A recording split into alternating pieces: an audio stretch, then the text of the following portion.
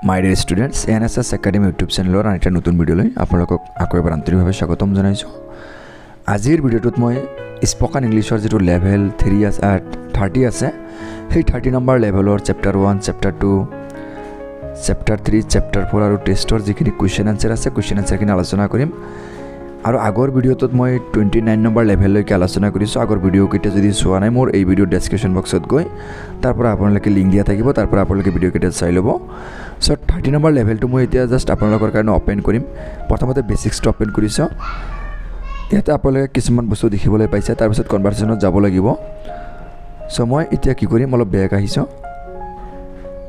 So 30 number লেভেলৰ বেসিক্সটো আপোনালোকে দেখিলে এতিয়া কনভাৰসেচন 1 বা চেপ্টাৰ 1 ত মই আপোনালোকক লৈ যাম।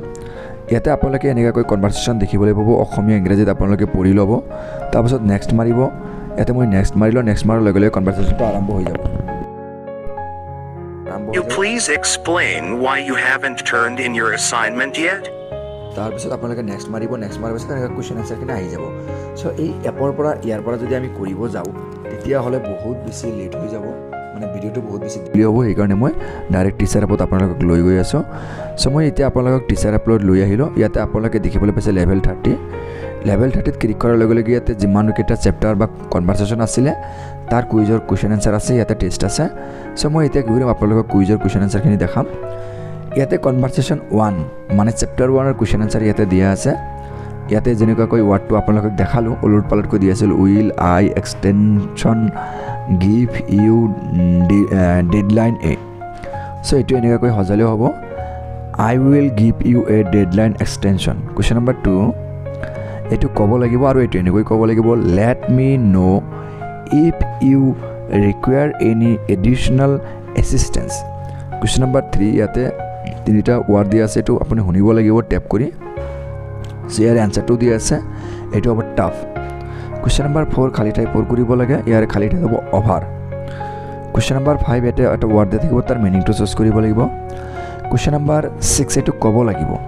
ইয়াতে যেটো মানে বাক্য দিয়া আছে বাক্যটো ক'ব লাগিব, এনেকৈ ক'ব লাগিব, have you submitted your assignment.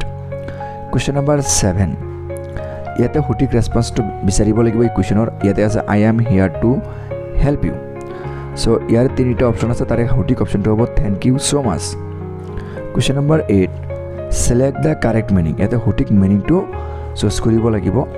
Question number 9 ইয়াতে এটা কুৱেশ্চন দিয়া আছে, যেনেকৈ আই হেড এ ফেমিলি ইমাৰ্জেঞ্চি।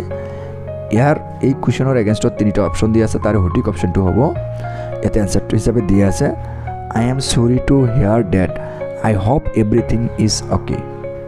তাৰপিছত কুৱেশ্চন নম্বৰ 10 ইয়াতে আপুনি শুনিব লাগিব, শুনাৰ পিছত এই শব্দবোৰ একাধিকক্ৰমে সজাব লাগিব। এই শব্দবোৰ সজালে হ'ব, উই অল গ' থ্ৰু টাফ টাইমছ। এইটো কনভাৰসেচন 1 ৰ 10টা কুৱেশ্চন গ'ল। এতিয়া কনভাৰসেচন 2 ৰ 10টা কুৱেশ্চন। কনভাৰসেচন 2 আছে, ইয়াতে প্ৰথমতে আছে স্পীক দ্য ফলোয়িং সেন্টেন্স। এই সেন্টেন্সটো ক'ব লাগিব, সেন্টেন্সটো এনেকৈ ক'ব লাগিব, they conversed about the upcoming book fair in town. Question number 2 এইবিলাক সঠিকভাৱে সজাব লাগিব, ৱাৰ্ডবোৰ সঠিকভাৱে সজালে হ'ব, I haven't seen my grandparents in a while. Question number 3 what did you hear. আপুনি কি শুনিবলৈ পাইছে। সো ইয়াৰে আপুনি নিশ্চয় শুনিবলৈ পাব, এনসাৰ হিচাপে ইয়াতে দিয়া আছে বুক ফেয়াৰ বুলি শুনিবলৈ পাব।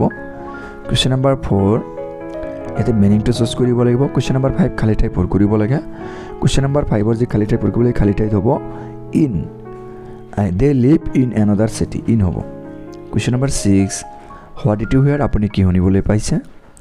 সো ইয়াৰে কাৰেক্ট আনসাৰটো হ'ব leave, LEAVE leave. Question number 7 speak the following sentence. এই সেন্টেন্সটো ক'ব লাগিব, সেন্টেন্সটো এনেকৈ ক'ব লাগিব, I was hoping to attend the session on science fiction and fantasy. Question number 8 এইটো একাধিকক্ৰমে সজাব লাগিব, সজালে হ'ব, I am এটেণ্ডিং the session on Indian feminist literature. Question number 9 ইয়াতে কুৱেশ্চন এটা দিয়া আছে যে have you read the latest book by Isaac Asimov. So ইয়াৰে তিনিটা অপশ্যন দিয়া আছে, তাৰে সঠিক অপশ্যনটো ইয়াতে এনসাৰ হিচাপে দিয়াই আছে, no I haven't it but I have heard a lot about it. Question number 10. What did you hear? আপুনি কি শুনিবলৈ পাইছে? এটা আপুনি নিশ্চয়কৈ শুনিবলৈ পাব জেনৰি। এটা কনভাৰসেশ্যন 3 টো ষ্টাৰ্ট হৈ গ'ল। কনভাৰসেশ্যনৰ 3 যিখিনি কুৱেশ্যন আনসাৰ আছে সেইখিনি আলোচনা কৰা হ'ব। ইয়াতে খালী ঠাই পূৰ কৰিবলৈ খালী ঠাইত হ'ব ইয়াতে family and I. Question number 2 এইটো ক'ব লাগিব এইটো এনেকৈ ক'ব লাগিব যে it is a fantasy destination. Question number 3 আপুনি কি শুনিবলৈ পাইছে? ইয়াতে আছে যে 3টা অপশ্যন আছে, অপশ্যন 3টাৰ ভিতৰত সঠিক অপশ্যনটো হ'ব scenery. Question number 4 speak the following sentence. এইটো ক'ব লাগিব, এইটো এনেকৈ ক'ব লাগিব did you try out the local cuisine. Question number 5 এইটো মিনিংটো চুজ কৰিব লাগিব। তাৰপিছত কুৱেশ্যন নম্বৰ 6 শব্দবোৰ একাধিক্ৰমে সজাব লাগিব। তো এনেকুৱা হ'ব সজালে we had a great time exploring the beautiful mountains. Question number 7 খালী ঠাই পূৰ কৰিব লাগে। ইয়াৰে খালী ঠাইত হ'ব weather. Question number 8 tap what you hear. আপুনি কি শুনিবলৈ পাইছে সেই হিচাপতে টেপ কৰিব লাগিব। তো এইটো টেপ কৰিলে হ'ব we went mountain trekking and the scenery was breath taking.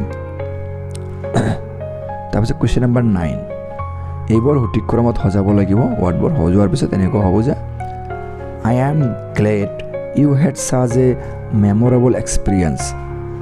Question number 10 এই কুৱেশ্যন এটা আছে we had a fantastic time in গোৱা।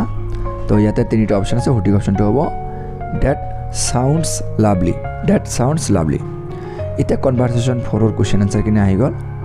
প্ৰথমতে ক'বলৈ আহিছে, এইটো ক'ব লাগিব, এইটো এনেকৈ ক'ব লাগিব আপোনালোকে এপত this is my most favourite movie. Question number 2 খালী ঠাই পূৰ কৰিব লাগে। খালী ঠাইত কি হ'ব? আই হেভ হ'ব। কুৱেশ্যন নম্বৰ 3 মিনিংটো চুজ কৰিব লাগে। কুৱেশ্যন নম্বৰ 4 আছে, ইয়াতে কিছুমান ৱাৰ্ড দিয়া আছে, সেই ৱাৰ্ডবোৰ একাধিক্ৰমে সজোৱাৰ পিছত কি হ'ব? এটা চেণ্টেঞ্চ হ'ব। চেণ্টেঞ্চটো এনেকুৱা হ'ব I am glad we have similar movie taste. তাৰপিছত next question number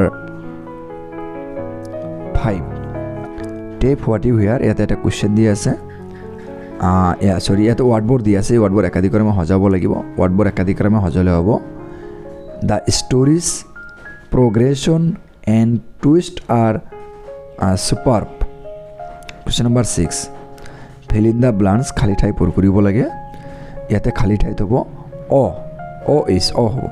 Question number 7 meaning choose কৰিব লাগে। ইয়াতে question number 8 আছে, ইয়াতে হোৱাট ডিড ইউ হিয়াৰ। আপুনি কি শুনিবলৈ পাইছে? 3টা অপশ্যন দি আছে, তাৰ ভিতৰত আপুনি শুনিবলৈ পাব unexpected. Question number 9 select the most appropriate response to the following. তো ইয়াতে কুৱেশ্যনটো দিয়া আছে যে have you watch the movie. তো ইয়াৰে কাৰেক্ট অপশ্যনটো কি হ'ব? 1 2 3টা অপশ্যন আছে, তাৰ কাৰেক্ট অপশ্যনটো হ'ব no I haven't had a chance to watch it. তাৰপিছত question number 10 speak the following sentence. এই চেণ্টেন্সটো ক'ব লাগিব আৰু এই চেণ্টেন্সটো এনেকৈ ক'ব লাগিব it is without a doubt one of the best novel I have ever read. এতিয়া মই আপোনালোকক আকৌ কি লৈ যাম? আপোনালোকৰ টেষ্টত লৈ যাম। ইয়াতে টেষ্টত আপোনালোকে কিছুমান কুৱেশ্যন থাকিব, অলপ কেইটামান কুৱেশ্যন থাকিব ইয়াতে। চ' ইয়াতে খালী ঠাই পূৰ কৰিব লাগে। এই খালী ঠাইত কি হ'ব? খালী ঠাইত হ'ব ট্ৰাক হ'ব।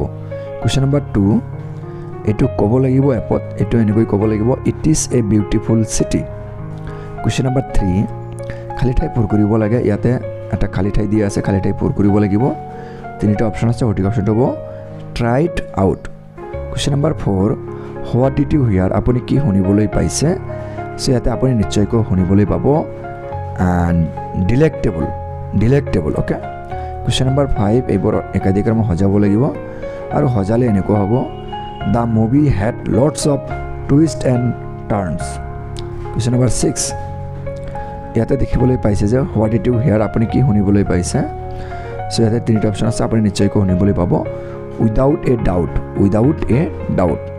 সো সম্পূৰ্ণ ভিডিঅ'টো চোৱাৰ কাৰণে ধন্যবাদ জ্ঞাপন কৰিছোঁ আপোনালোকে যিবিলাকে মোৰ চেনেল নতুনকৈ আহিছে মোৰ চেনেলটো ছাবস্ক্ৰাইব কৰিব আৰু লেভেল 29 নম্বৰলৈকে যিখিনি ভিডিঅ'ৰ লিংক মোৰ এই ভিডিঅ' ডেছক্ৰিপশ্যন বক্সত দিয়া থাকিব আপোনালোকে বিচাৰিলে এই ভিডিঅ'টো চাব পাৰিব ধন্যবাদ